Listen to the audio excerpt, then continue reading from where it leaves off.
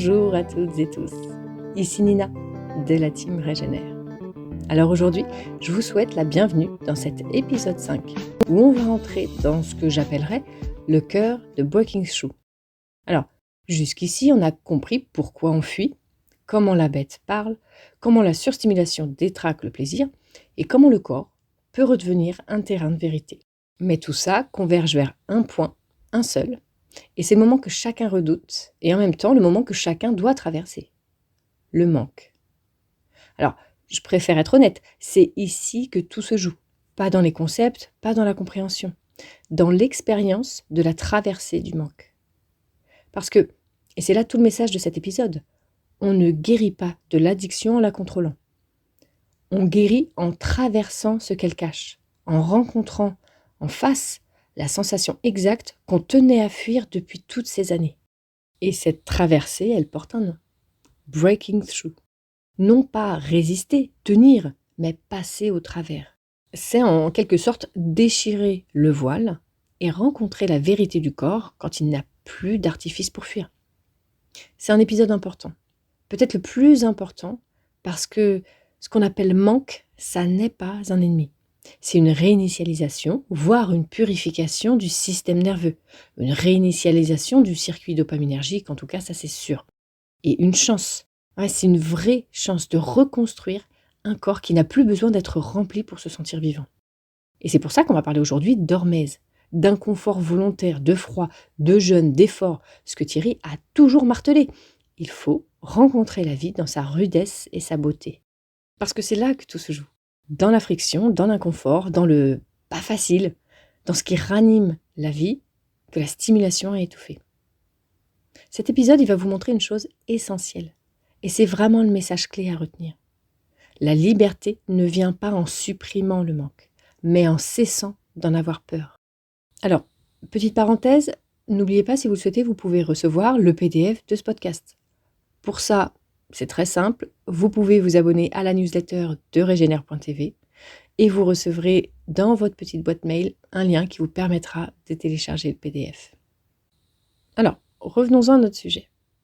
Donc là, on va parler en premier du manque, qui est une réinitialisation du système nerveux. Parce que quand on dit manque, on pense à la douleur, au vide, à l'agitation, au malaise, et c'est vrai, il y a de ça. Mais physiologiquement, ce qu'on appelle manque, c'est tout autre chose.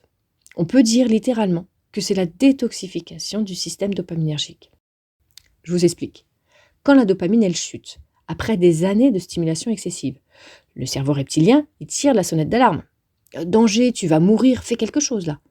Mais ce signal, il n'est pas rationnel, c'est pas vous. C'est le programme archaïque qui s'active dès qu'il n'a plus sa dose.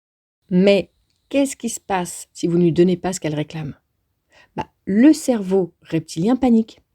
Il vous envoie tous les signaux possibles pour récupérer sa dose. Tiraillement, agitation, pensée obsédante. Allez, encore juste une fois.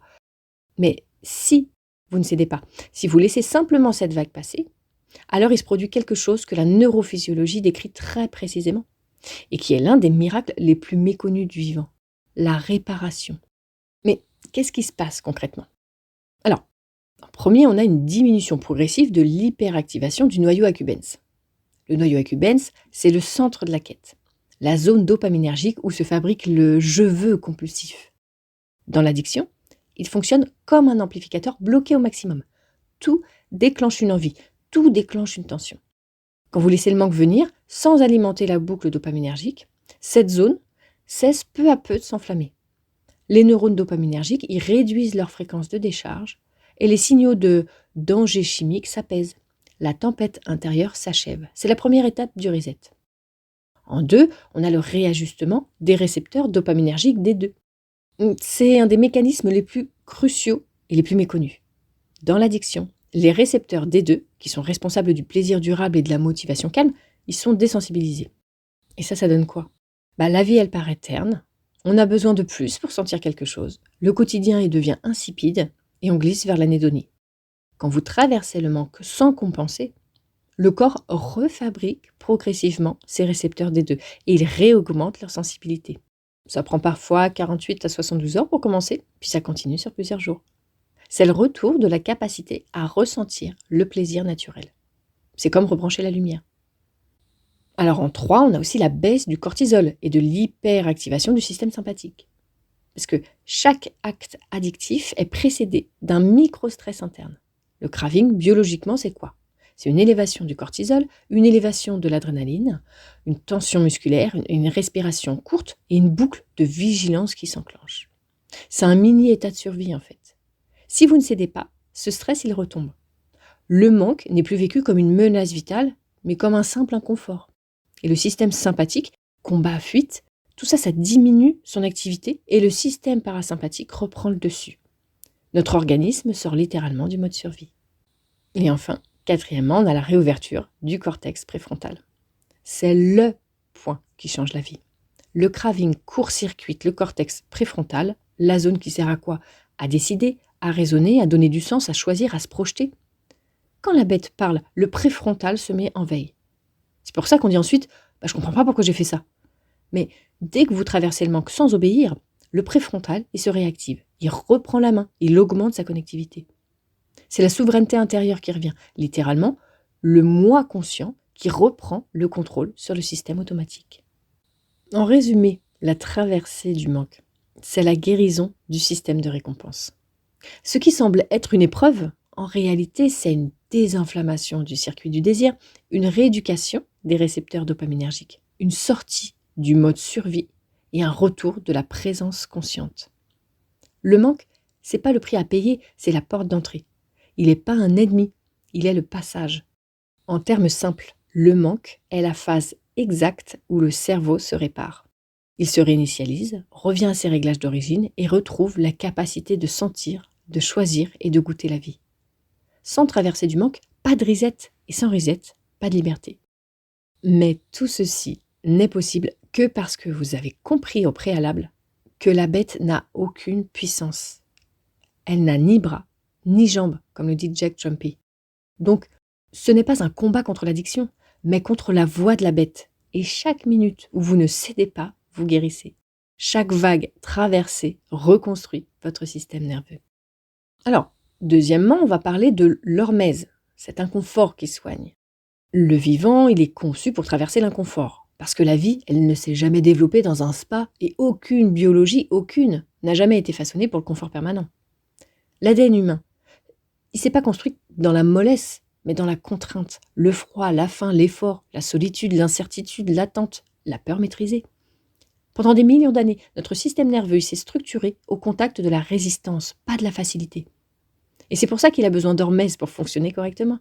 Le stress court, ponctuel, traversé, c'est littéralement un nutriment neurobiologique. Le froid, par exemple, il déclenche une montée de noradrénaline qui augmente la vigilance. Il stabilise l'humeur, il améliore la plasticité neuronale et il élève la sensibilité dopaminergique. Ce n'est pas une torture, c'est un signal d'activation archaïque qui rappelle au corps qu'il est vivant et capable. La faim, elle relance l'autophagie. Elle stimule le BDNF, le facteur de croissance neuronale. Elle dégonfle l'inflammation et recalibre les récepteurs dopaminergiques des deux. Le jeûne, ce n'est pas une privation, c'est une remise à zéro évolutive.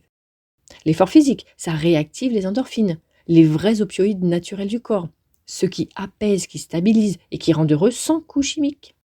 Le silence, ce n'est pas un vide. C'est l'espace où la cohérence vagale se restaure, où le système parasympathique peut enfin sortir la tête de l'eau, où les stratégies de fuite, scroll, bruit, distraction, tombent en panne. Et la lenteur, dans un monde qui court à toute vitesse, force le cerveau à percevoir au lieu de consommer. Elle redonne accès au sensible, au subtil et à la nuance. Donc en clair, l'inconfort structure le système de récompense. Et ce n'est pas un détail, c'est une loi biologique incontournable. Ce qui manque dans votre vie, ce n'est pas le plaisir. C'est la résistance qui permet au véritable plaisir d'exister. Tout ce qui fortifie vient de ce qui résiste. Tout ce qui libère vient de ce qui bouscule. Et tout ce qui rend vivant vient de ce qui oblige à sentir. A l'inverse, la stimulation artificielle, sucre, écran, réseau, microsatisfaction permanente, ça crée de la faiblesse. Pas de la joie ou du plaisir durable, mais de la dépendance. Elle désensibilise les récepteurs dopaminergiques, comme on l'a vu, elle aplatit l'expérience du réel, elle vide les sensations naturelles de leur relief.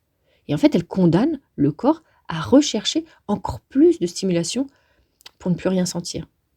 Vous n'avez pas besoin de souffrir, ni d'héroïsme, ni de martyr. Vous avez simplement besoin d'arrêter, d'éviter ce qui vous renforce. Parce que c'est en retrouvant le contact avec la résistance simple et naturelle que votre système nerveux se remet à respirer, que votre biologie se remet à fonctionner et que la vie retrouve enfin une saveur réelle. Alors, troisièmement, on va parler de breaking through. Vous ne guérirez jamais de quoi que ce soit tant que vous éviterez ce qui vous fait peur. Parce qu'on ne guérit pas d'une addiction en la contrôlant, ni en la domptant, ni en essayant de tenir bon. On guérit en traversant exactement ce qu'elle cache, ce que vous avez refusé de ressentir jusque-là. L'addiction, ce n'est pas un excès de plaisir, c'est un déficit de présence. Et ce n'est pas une recherche, c'est une fuite. Et tant que vous fuyez le manque, vous ne ferez que l'entretenir. Le manque n'est pas votre ennemi, c'est la porte, le passage étroit où le système dopaminergique se réinitialise, où la conscience cesse de se noyer dans la réaction. C'est là où le corps apprend à vivre sans béquille et où le système nerveux se décontamine. Breaking through, c'est pas un slogan, c'est une expérience, une traversée, c'est le choix d'une mise à l'épreuve volontaire du système nerveux. Et pour ça, il y a 3 principes qui vont vous guider durant cette traversée. Alors, en premier, on a la réduction radicale de la stimulation. Ça, c'est la base. Moins d'écran, moins de sucre, moins de décharge et moins de bruit. C'est le point de départ obligatoire parce que votre biologie ne peut pas se réinitialiser dans un environnement qui la surexcite en permanence. Le système dopaminergique, ce n'est pas une batterie qu'on vide ou qu'on recharge, c'est un système d'équilibre. Quand il a été trop stimulé, il se protège en baissant sa sensibilité. Et c'est là que commence le manque, l'ennui, la perte de goût, l'anédonie.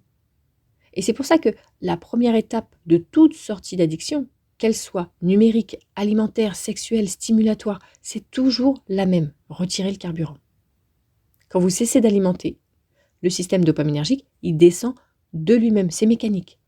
En d'autres termes, il n'y a pas de renaissance possible tant que la source de surstimulation elle est toujours là. On ne peut pas recalibrer un système nerveux saturé en continuant à le saturer. On ne peut pas retrouver la sensibilité en restant bombardé. Et on ne peut pas retrouver le plaisir du réel quand chaque seconde, on reçoit un faux plaisir numérique. Et c'est pour ça que la réduction radicale, c'est la base. Sans elle, rien n'atterrit, rien ne redescend et rien ne se rééduque. C'est la fondation, c'est la base et c'est votre décision. Personne ne le fera pour vous. Alors, en 2 aussi, on a le retour au corps. Parce que revenir au corps, c'est revenir au réel. Ça passe par des choses simples. Respirer profondément, sentir la faim sans la combler, accueillir le froid ou la chaleur, marcher lentement, laisser les sensations se présenter sans chercher à les modifier. Dans ces expériences élémentaires, le système nerveux il se reconnecte progressivement à la réalité sensorielle. Le corps y renvoie des informations et on apprend à les entendre de nouveau. C'est dans cet espace très concret, celui où on sent ce qui se passe sans intervenir, que se produit la véritable rééducation sensorielle. Les signaux y s'affinent, les perceptions elles redeviennent précises, et la présence elle remplace la fuite. Alors, on va résumer. La respiration, la faim, le froid, la chaleur, la marche lente, et surtout, sentir ce qui se passe sans intervenir. Et c'est là que se produit la rééducation sensorielle. On a un 3e principe aussi qui est la rencontre avec l'émotion nue. Parce que lorsque les béquilles tombent, sucre, écran, excitation, bruit, vitesse, ce qui réapparaît n'est pas un problème, mais une émotion qui attendait depuis longtemps d'être ressentie. Ça prend la forme d'une tristesse sourde, d'une colère qui remonte d'un vide, d'une sensation de solitude ou d'abandon. Mais peu importe le contenu. Ce qui se manifeste, c'est une énergie qui n'avait jamais pu circuler en fait dans votre corps. Les addictions, en plus, elles évitent précisément ce moment. Elles servent d'amortisseur, de couvercle, d'une sorte de diversion permanente. Elles empêchent la rencontre en fait avec ce qui vit sous la surface. Traverser l'émotion nue, c'est accepter de rester présent à ce qui vient, même lorsque c'est inconfortable. C'est reconnaître que cette montée intérieure, c'est pas une menace, c'est un mouvement physiologique. Le système limbique y relâche ce qu'il retenait et le corps recommence à bouger de l'intérieur. La charge émotionnelle cherche une issue. Sur le plan biologique, ce moment, en fait, il correspond à la désactivation progressive des stratégies d'évitement.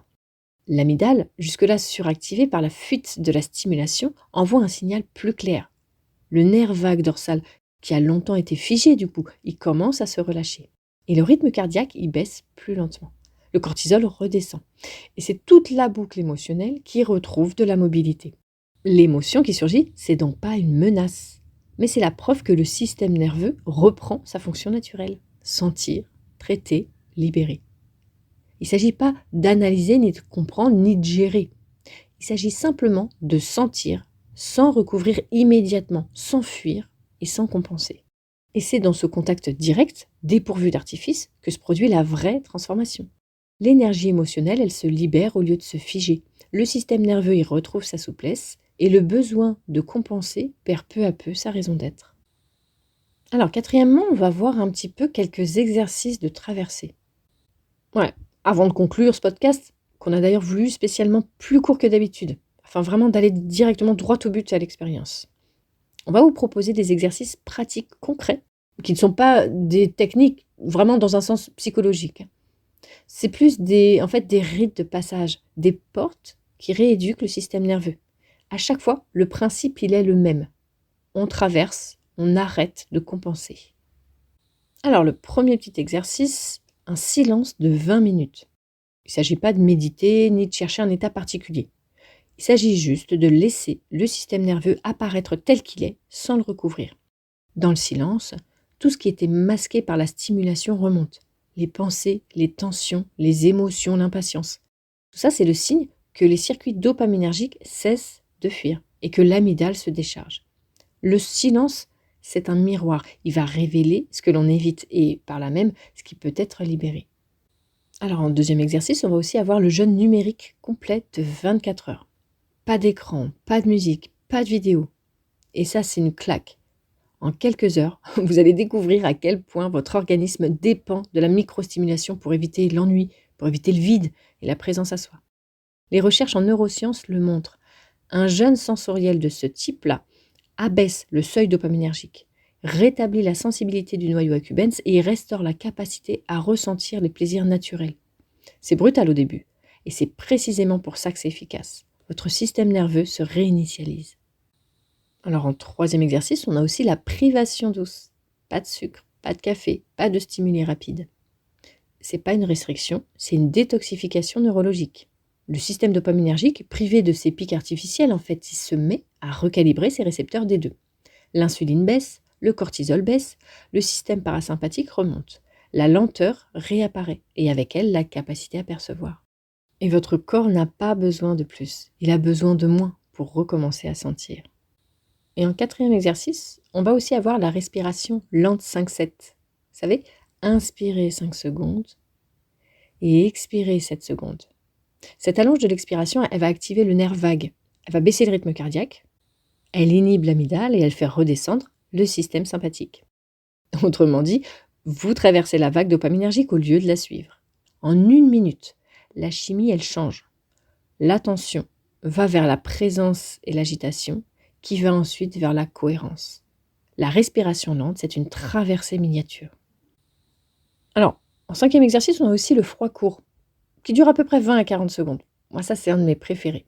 20 à 40 secondes d'eau froide suffisent pour augmenter naturellement la noradrénaline et la dopamine de 200 à 300%, de manière lente, stable et durable. Pas comme les écrans ou le sucre, pas un pic, mais une montée cohérente qui laisse le système plus fort, plus clair et plus vivant. Le froid, il court-circuite la fuite. Pendant quelques secondes, tout se recentre. Le souffle, la présence, l'attention, l'énergie. C'est un reset biologique immédiat. Et tout ça suffit.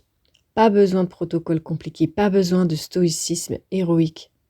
Tous ces gestes, ces petits exercices, silence, vide, privation douce, respiration, froid, suffisent pour relancer les mécanismes naturels de réparation et de recalibrage du système dopaminergique et émotionnel.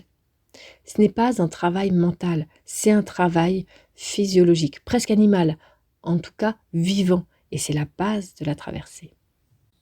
Alors, cinquièmement, on va voir pourquoi on ne perd rien, et on retrouve en fait la capacité d'aimer.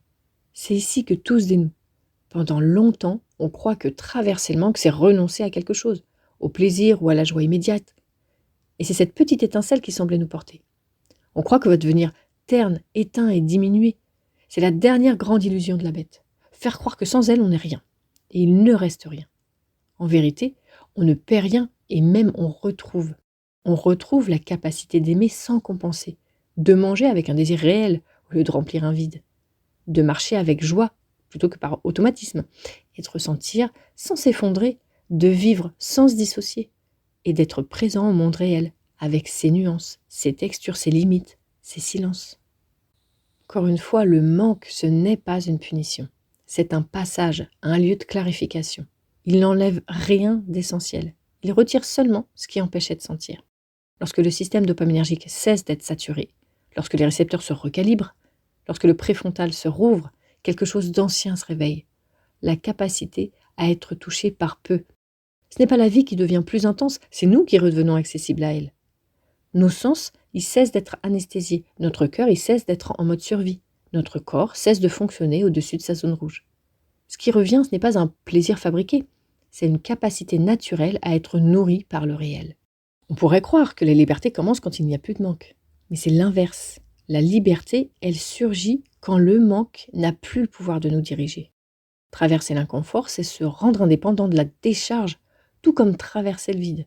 C'est se rendre indépendant du bruit ou traverser l'émotion. C'est cesser d'avoir peur de nous-mêmes. La traversée ne nous enlève pas quelque chose, elle nous rend à nous-mêmes. Et le nous qui émerge de l'autre côté, ce n'est pas un nous qui s'est privé, c'est un nous qui n'a plus besoin d'être rempli pour vivre.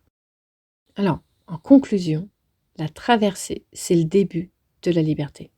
Et c'est ça qu'on avait besoin d'entendre, et surtout de vivre. La liberté ne se trouve pas dans l'absence de manque, mais dans la capacité de le traverser sans fuir. On a passé des années à croire que le bonheur, ça dépendait d'une décharge, d'un écran, d'un sucre, d'une distraction, d'un répit offert par la bête. Mais la traversée nous montre l'inverse. Ce qui nous fatigue, ce n'est pas l'émotion, c'est le refus de l'émotion. Ce qui nous détruit, ce n'est pas le manque, c'est la peur du manque. Et à partir du moment où on cesse de nourrir la fuite, quelque chose revient. Le système nerveux, il cesse de surréagir. La dopamine, elle retrouve son rythme naturel. La perception s'affine et on redécouvre ce qui nous avait échappé depuis longtemps, la simplicité. On ne sort pas d'une addiction en se serrant les dents ni en serrant les poings. On en sort en disant oui à la réalité telle qu'elle se présente. Oui au froid, oui au silence, au vide, à l'émotion brute. Oui à ce corps qui ressent encore malgré tout. La traversée, elle n'a rien d'héroïque, mais elle a tout de nécessaire. Parce que c'est pas un combat contre nous-mêmes, mais c'est un retour vers ce que nous sommes avant la fuite. Un être vivant capable de sentir le monde sans s'échapper. Le jour où on cesse de vouloir éviter ce qui fait mal. Le jour où on accepte de rester là, juste là, avec le tremblement, le manque, l'impatience ou le vide, c'est ce jour-là que quelque chose se remet en place. Breaking through, c'est ça. C'est ne plus tenter de réparer sa vie, mais la traverser et renaître.